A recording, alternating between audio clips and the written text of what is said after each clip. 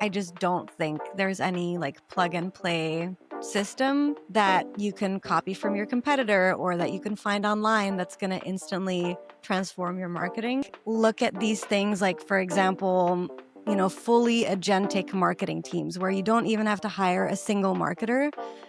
And it's obviously a lot more cost effective, but I think in the end, they're going to figure out like what that actually gets you. So it's okay not to optimize everything that you do. And I think that's just something that's really good to remember in all the noise that you're hearing. And I'm even gonna twist that into saying that's the bigger nightmare, the biggest nightmare, because Yeah. it's long term and it's ongoing.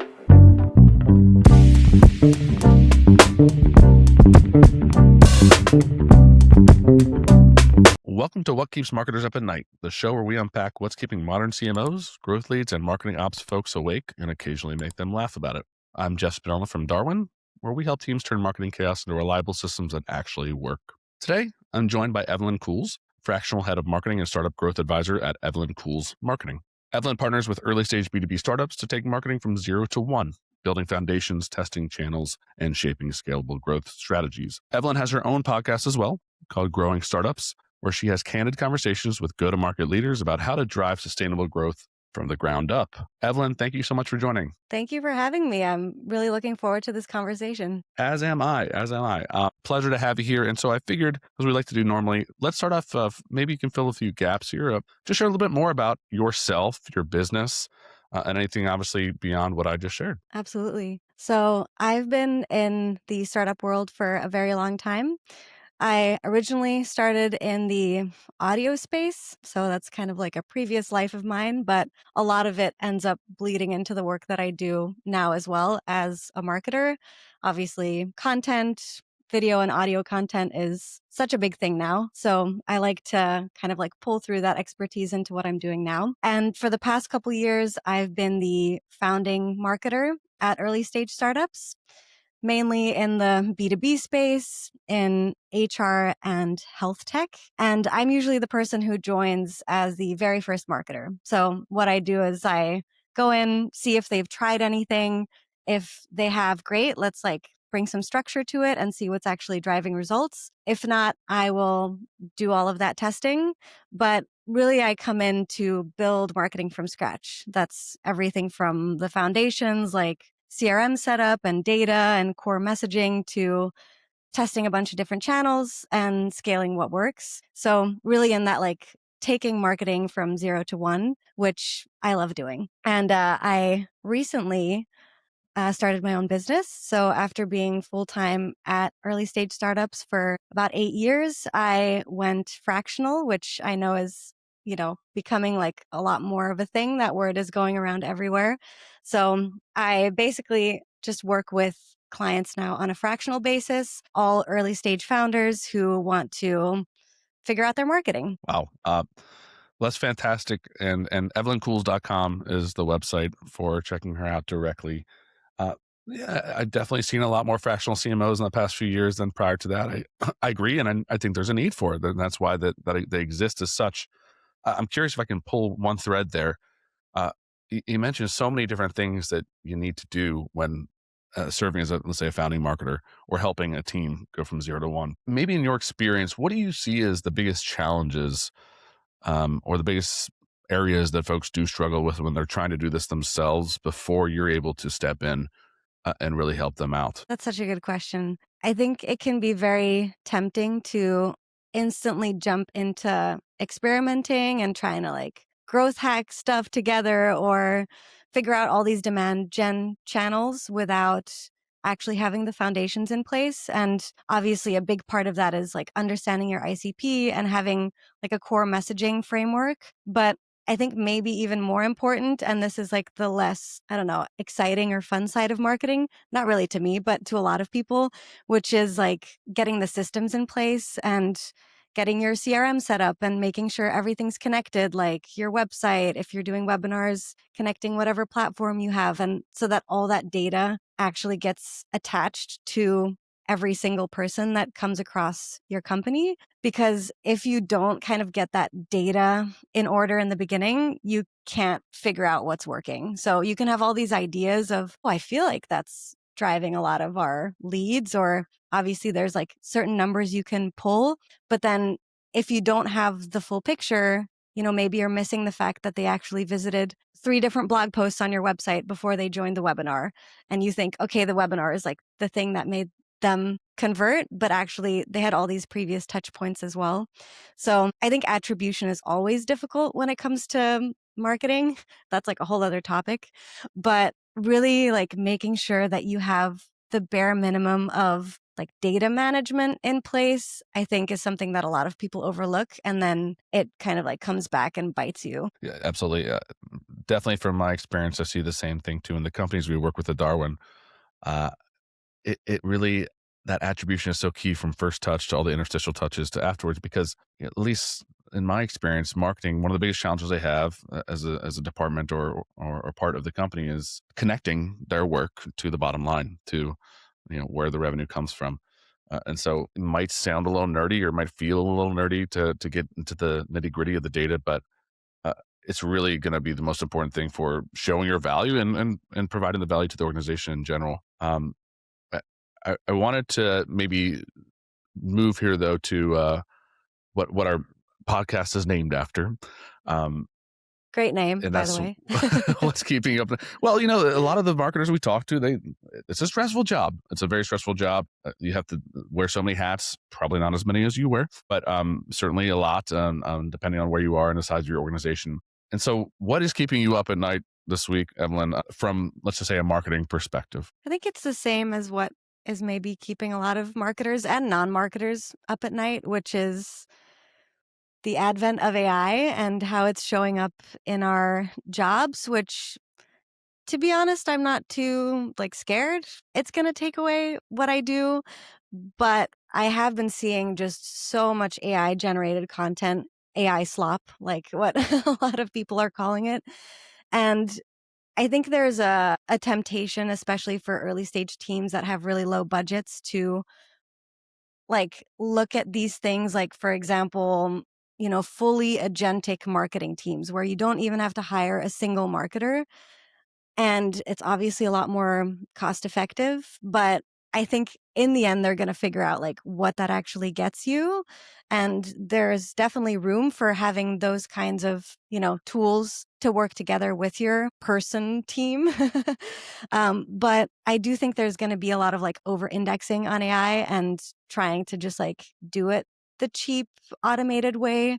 Whereas I think this is actually a really big opportunity too, even though it like kind of keeps me up at night figuring out, okay, where is this going to go and how do I fit in and how do I make sure that I'm, staying educated and bringing in the right tools at the right time without outsourcing things that make me me and, really the value that I provide. So I think that's like a constant thing, is figuring out like where can I systematize and become more efficient, but also like keep the core of what I do.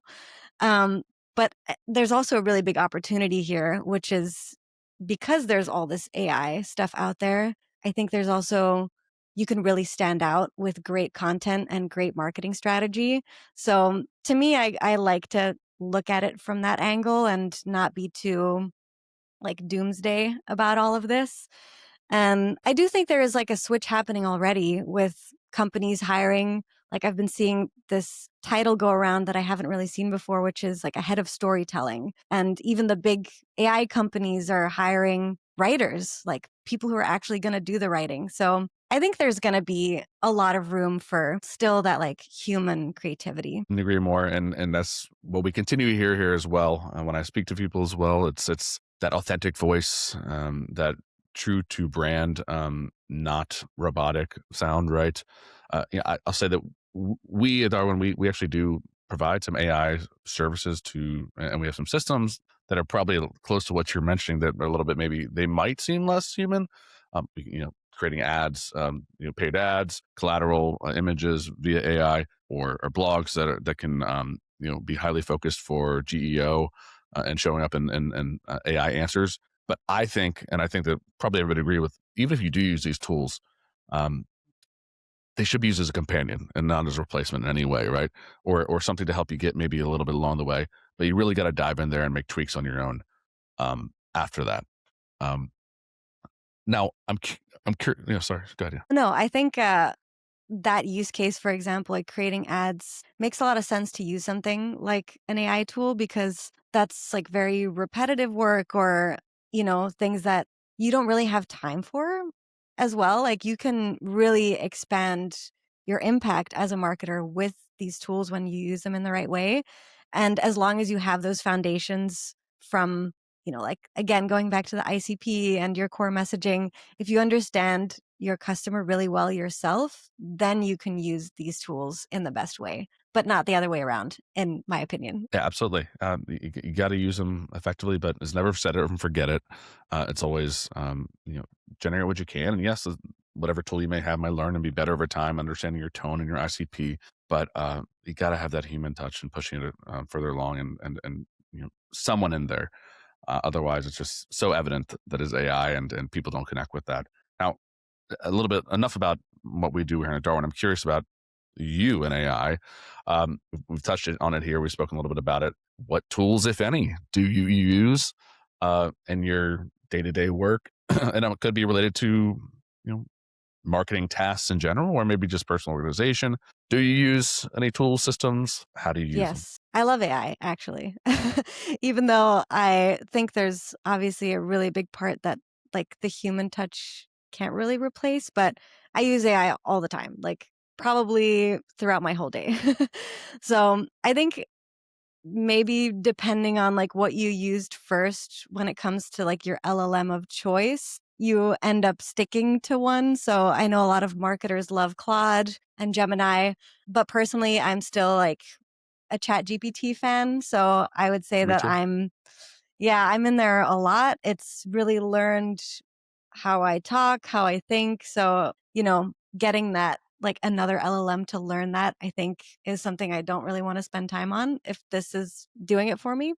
So I have been getting a lot more into creating projects recently, which maybe I'm like a little bit late on that train. I was doing a lot more custom GPTs. I think maybe it's the people I talk to as well. They're like so advanced Hmm. that I'm like, oh, I guess like I don't know, doing this like months after some other people are. But I love the projects feature. I love like figuring out the different sides of my business. For me, it's extra helpful because I work with different clients. And then I also have my own different things that I love doing, like posting on LinkedIn, thought leadership content. But then also I have my own podcast. And as you, I'm sure, know, a lot goes into that and everything from planning the agenda to writing the description for when you post on YouTube or on Spotify. So it's been really cool creating these separate projects that are their own little closed ecosystems that can reference everything else you've been doing.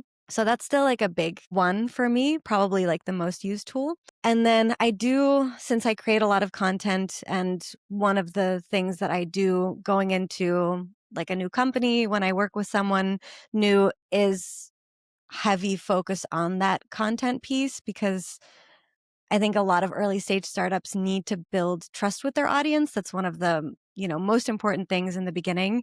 So content and things that people can really connect with and build a relationship with the founder, for example, is I think one of like my main strategies. So for that, I love using Descript. I use CapCut as well, but I might be transitioning back to Descript because they've just been releasing so many new features and I love it. Riverside, what we're recording on now, and then MidJourney, I do really like for image generation, even though I use it sparingly. And a new one that I've really been liking is WhisperFlow, which is just making me a lot more effective with like writing emails and just talking to AI. I love talking to AI. So those are like my main tools. But then I feel like almost every software has AI built into it now. So Right. some of my like favorite tools in general, but also I love their AI features are HubSpot, Notion for project management, which their AI, if you haven't tried it, is like blows my mind, and Canva. That's kind of my list right now. That's a big list, and, you mentioned maybe being a little late on projects. I don't think so at all. Yes, they're always gonna be the earliest of early adopters, right? Um, but I definitely see there's and I might be stealing a quote from someone I spoke to previous on a podcast, forgive me, but, something to the extent of you're either embracing AI fully, or you're doing very basic, only ChatGPT, or you're resisting against it. And I think those second two groups are way bigger than I think a lot of people think. And so, we still have a head start. Those of us who are using AI, and yeah, WhisperFlow is something that our first episode, Stan Bertle, recommended, and I just downloaded it yesterday. I'm excited to give it a shot. Nice. Um, yeah, I'll let you know how it goes. But yeah, a lot of tools there to check out for those of you who haven't maybe fully embraced or got in the nitty gritty. And I've definitely heard Notions is amazing as well. I need to get into that as well as a practice project manager. Um, that being said, it's been a little AI heavy here. I want to transition to something a little bit less AI heavy because marketing is not just AI, obviously. No. I want to, I want to move to our hot topic of the week here. So something we talked about, you and I previously, um, this it's called the Marketer's Toolkit 2026, was published by WARC, WARC, and they have a quote in there that says 3 in 5 marketers, 61%, plan to increase their investment in influencer, creator, and marketing in 2026. I'm curious to hear from you if this is an angle you recommend for startups trying to get from 0 to 1. When might be the best time in a company's life cycle in those early days or not to introduce this kind of marketing? I'm very curious. I skimmed over the article that you sent, and I am curious what types of companies these marketers work at, because obviously there's a huge difference with B2C versus B2B. So I'm sure the B2C space is like super influencer heavy, right? But there is also, I focus on B2B marketing, and I do think there's an opportunity there to use influencers, but maybe they're like a slightly different type of influencer. So something that I've seen happening more and more now is people getting like their top promoters, their own customers, to post about them on LinkedIn, and then using that to promote the post. And that feels a lot more embedded in your feed. So it feels a lot less like an ad. And I do think that's been successful for people. But I think for me, I just love putting the customer's voice out there in whatever way that is. So maybe not necessarily an influencer, but if you're, for example, doing like a webinar series, actually asking your customers to come on there and talk is such a great way to, create content that people really connect with. And also build that trust. A lot of people are doing podcasts, which also you can bring on your partners or your customers to talk more. So I wouldn't say it's like the traditional influencer, but I do think using people's voice in that like broader public setting is a really big opportunity for early stage startups. And I think it's something you can start doing from the very beginning, because again, like you have to start building that trust and your brand voice. And this is a really great way to do that. Yeah, absolutely. It's something that I think about this a lot too, and I wonder, when does this make sense? How does it make sense? Of course, we can talk about traditional case studies where you have quotes. That's very basic, old school, from your existing clients. But I would imagine, and you can tell me if I'm wrong here, that a startup that's going from 0 to 1, um, the people who are, well, let's just say the marketing is going from 0 to 1, but the startup as well as a startup, and therefore those who are purchasing from them or a customer would have to be an early adopter in some way, right? And so they're probably not going to be someone who's following, Jim, the NFL star, with 10 million followers. It's probably a much more niche group of people that you might want to be targeting. So it seems to me like it certainly depends on your business. If you're, I don't know, something more generic, let's say to speak, that's more pop culture focused, sure, you might get some celebrity. But in a situation like this, and maybe it makes more sense to get, like you said, your customers, like that really does speak to, hey, I've used it. I know I am in the field. Therefore, my voice probably carries a little bit more weight. Yeah. And if you're reaching 10 people in their network that are really in your target audience versus maybe like 10,000 people that Yeah. actually don't really matter, like I'd rather reach the 10. So I Yeah. think looking at influencers in that way. And this is very similar to how I see, for example, like events and attending conferences. There's the massive ones for every industry. I feel like there's a huge conference at least once a year.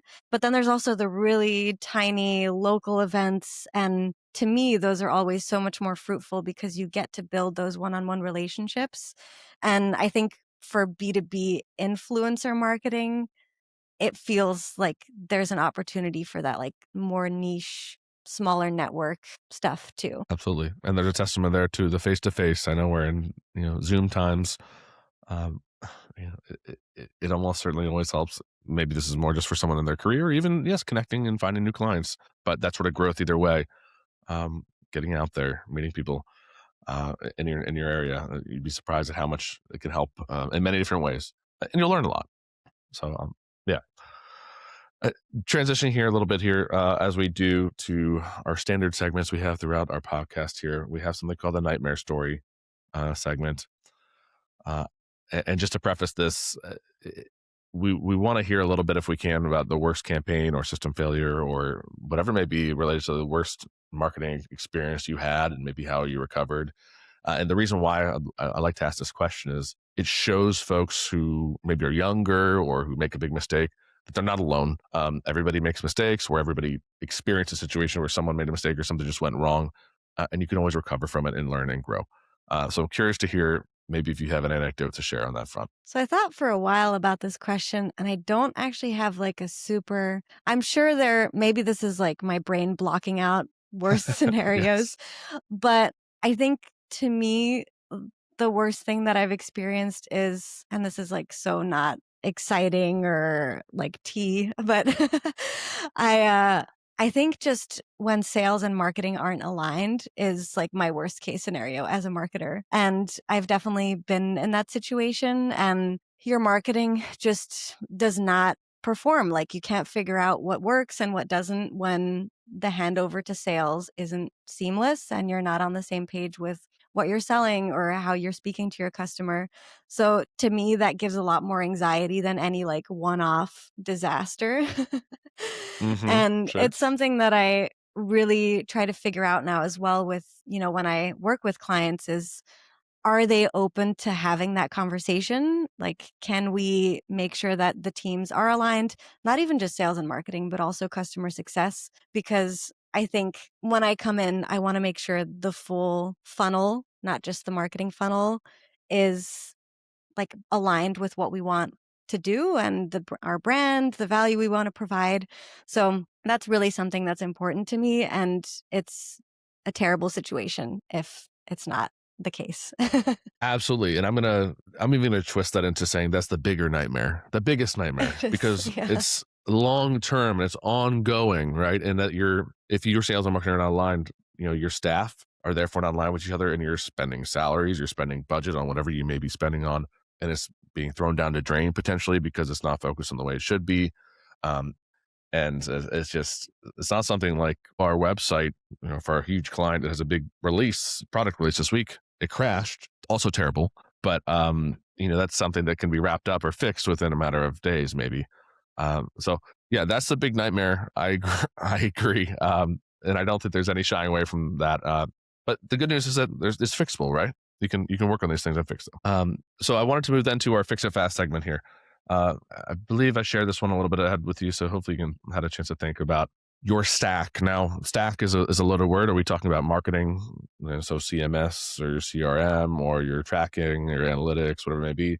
We can certainly focus on that if you have another stack you like to talk about, your tech stack or AI stack. But I'm curious here, what's your ideal stack? A lot of people have a setup that they've either inherited or can only have a certain budget, so can only afford a certain amount of these different platform systems tools. What's your ideal stack in any of those realms? I try to keep it as simple as possible, but when I was listing off the AI tools that I use, I realized that there's actually a lot. It's And okay. so the tech stack ends up being like that too.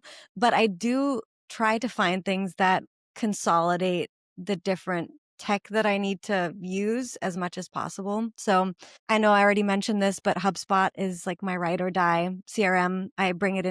They should hire me at this point, but I bring it into every startup that I'm at just because of how like easy it is to use. It's great to onboard other people to. It connects with everything that you have, the amount of integrations are that are on there. And then I've also just gotten really good at setting up their reporting.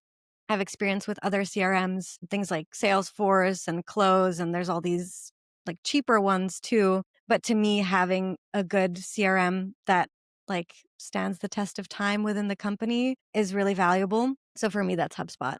And then for project management, big fan of Notion, have been using that for a very long time. For any automation that isn't like within HubSpot itself, I love Zapier. I think also like a tried and true tool. And I have also used some other like data management and automation tools when what we're trying to do is a little bit more like ad hoc, or you need a little bit more flexibility on how it's set up versus something like HubSpot. So for that, I love to use Airtable. I don't know if you've ever used them, but it's like really you can build anything in there, which is good and bad. It's definitely like a beast to take on. And I usually work with contractors to set up like the more complicated parts of it. But I would say those are like my core tech stack. And then there's all these other tools around it that are more like on the creative side, or, things like content generation, that kind of stuff. But those are like tools that I love to bring in when I start working Right. somewhere. And it seems like you're using these as well, right, on your end for the most part. And Yes. am I wrong? Am I right to say that, from our experience at least, HubSpot is one of the most budget-friendly ones as well of all the CRM, all the powerful CRMs, let's say. I think so. And they have great startup pricing. So that's why I also recommend them, because it's really not a high cost to get started. And even for myself, launching my own business, I was like, I need to practice what I preach. And I was starting to have so many emails coming in, and I was like, okay, I need to manage all these contacts. Who's a prospect? Who's a potential like partner? I need to have my own CRM. So they actually have a free version up to, I think it's 1,000 contacts. So if you're a super early stage startup, this is like really great to just set up now and put the sales extension on your email so it tracks all of the people you talk to, and you can log like who they are directly in your Gmail. So it's really seamless. And yeah, it's one of the more affordable ones, and it really scales with you as you grow. Put you on the spot here. You just gave a great All little right. tip there for HubSpot. Adding a sales extension to your email might sound basic. Some people don't necessarily know to do these things. Do you have any other tips or tricks you like within HubSpot, or just basic things that people should be doing? I think staying on top of your contacts is really important, like figuring out what's the most important thing you care about with each contact. Like, is it the contact type? What kind of person is this? You might want to set up a few custom fields in the very beginning for things that matter the most to you. Is it like the lead source? What are the different lead sources? I think that's something, if you have to retroactively go in and fix all of this, it's a complete nightmare. So I always say, like, try to figure out what are the most important ways that you can identify who this contact is and why they're important to your business, so that even if you don't have a marketer yet, when they do come in, it's not just this like massive list of contacts with no context. You know what I mean? Well, yeah, yeah. I mean, trying to clean up data in any way in retrospect or going back is a nightmare. Yep. Even if you don't do it immediately, just my thought here, as soon as you realize, okay, this is maybe what is the most important thing about our contacts, get in there and clean up the data and start fresh or start at least from there. Um, but no, that is fantastic advice. A little bit of forethought, yes, we want to be as agile as possible, launch yesterday, but spend a little bit of time being strategic. Great. So I love that. Thank you for sharing a little bit of detail on that. I'm sure folks will be very interested in that. I know I am. I want to move to our hill to die on segment here. So, what is your most unpopular, excuse me, marketing opinion? I don't believe in playbooks, which I know like playbooks were all the rage for a very long time. And when it comes to marketing, especially now and especially for early stage startups, I just don't think there's any like plug and play system that you can copy from your competitor or that you can find online that's going to instantly transform your marketing. I think it's really going in for every separate company, seeing like what's your industry, what's your marketing advantage. Emily Kramer from Market One talks about this a lot, is every company has something that is like their growth lever, whether that's there's like potential for a network effect, or partners are really great at reselling the tool, or literally there's so many different things. Maybe your founder is a thought leader and there's a huge opportunity there. Every startup has like one or two of these, and figuring out what that is, not what your competitors are doing, and really like pushing forward on that, I think is going to get such better results than trying to copy a bunch of things that you're seeing online. What about, just to play devil's advocate here, what about Yes. look at a playbook, or maybe you can, of course, bounce ideas off LLMs and things like that, and then trying to adjust it to your industry or your company? Or is it a start by scratch, you should do this from scratch? It's a great question. I think everything comes back to doing like understanding your customer, doing the research, figuring out, how does your customer think? How does their day look? And if this one specific marketing channel feels like it fits into that, then you can go find the playbook and see how to do that. But I think like figuring out what actually needs to be done is something that has to come from like doing your research within the company. No shortcuts. No shortcuts. I like Yeah. that. Yeah, look, no one said marketing is easy. It's not. No, It's very hard. it's not. Yeah, So, everyone thinks they're a marketer though. So that's another thing. that's a whole nother yeah, just because they, posted a LinkedIn post once or something like that. Yeah, no, very complex, very detailed, situation there. I like that though. Don't rely on what's out there, guys. Just, you gotta be a little creative and strategic on your own. Yeah, this has been a fantastic conversation, Evelyn. I've really enjoyed, just learning and bouncing some ideas and having a chat with you here. That was the last question we had here. So I'm curious if you have any parting words or any other thoughts you want to share, before we sign off. I think it just all goes back to the foundations and not skipping those. I think that's been like the common thread throughout this conversation. Whether you're a founder trying to build marketing out, or you're a marketer that is figuring out like there's all these tools, there's so much to do. I think always going back to the foundation, understanding your customer, understanding your value prop, and going from there is the key. And then if you are looking at different tools, like make sure that what you're using, I think the biggest thing that AI can do for us is speed of execution. And obviously there's other things that, bouncing ideas off of them, and, having all this information that you didn't used to have. But in the end, it just makes us faster. And remembering that like I always try to think about how much faster can this make me versus the quality of work that it's providing. So there's certain things that I love outsourcing, and then there's other things that I don't like outsourcing. Like I tested Gamma, for example, which a lot of people love for creating presentations. But to me, it almost would take longer to fix it because I didn't think the quality was what I would do myself. So I choose not to use that. Or like ChatGPT for writing, I use this super sparingly because I know that I'm a great copywriter and that's one of my biggest strengths. So it's okay not to optimize everything that you do.